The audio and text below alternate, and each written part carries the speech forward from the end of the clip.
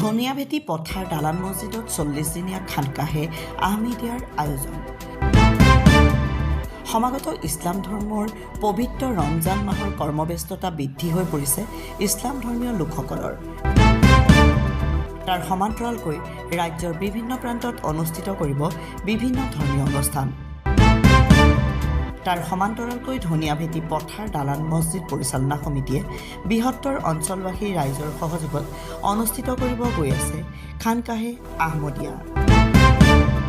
উক্ত খানকাহত ৰাইজৰ সহায় সহযোগিতা কামনা কৰিছে সমিতিয়ে। লগতে এই পবিত্ৰ অনুষ্ঠানত সকলোকে অংশগ্ৰহণ কৰিবলৈ আহ্বান আয়োজক সমিতিৰ।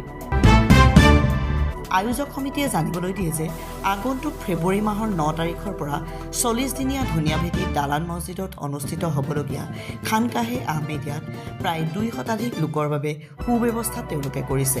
News desk report Batadrava live. প্ৰথমতে আপোনালোকৰ চেনেলটোক ধন্যবাদ জনাইছোঁ। আমি আজি 15 দিন আগৰ পৰাই ইয়াতে খানকাহে আহমদিয়া 40 দিনীয়া খানকাহে আহমদিয়া ধনিয়াভেটি পথাৰ দালান মছজিদৰ অনুষ্ঠিত কৰিম বুলি আমি ধাৰণা কৰিছিলোঁ। আজি দ্বিতীয় দিনাখন আমাৰ এখন সাধাৰণ সভা ইয়াতে হৈ গৈছে। আগন্তুক 9/2/2026 তাৰিখৰ পৰা আৰম্ভ হ'ব 40 দিনীয়াকৈ।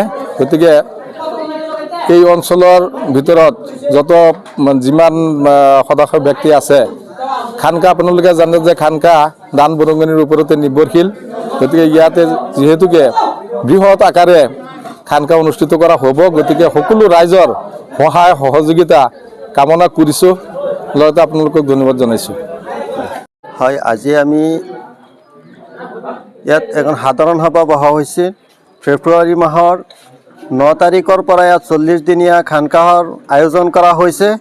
আপোনালোকৰ জৰিয়তে আমি প্ৰথম আহ্বান জনাওঁ যে কোনোবাই ব্যক্তিয়ে যদি ভাবে আমি 40 দিন ইতিকাফ কৰিম, আমাৰ ইয়াত আহিবলৈ, ইয়াত ইতিকাফ কৰিবলৈ আপোনালোকৰ জৰিয়তে আমি আহ্বান জনাইছোঁ। প্ৰতিজন ব্যক্তিয়ে যদি ইয়াত আহে, আৰু আমাৰ পৰিচালনা সমিতিয়ে এটা সিদ্ধান্ত লোৱা হৈছে, যত্ন কৰা হৈ আছে যে আমাৰ ইয়াত সকলো ধৰণৰ সুবিধা আমি যাতে আমাৰ যি বুজুৰ্গসকল ইয়াত খানকাত বহিব 40 দিনৰ কাৰণে, সকলো ধৰণৰ সা সুবিধা আমি দিয়াৰ কাৰণে আমি যত্ন কৰি আছোঁ আৰু ইনশাআল্লাহ কৰিম।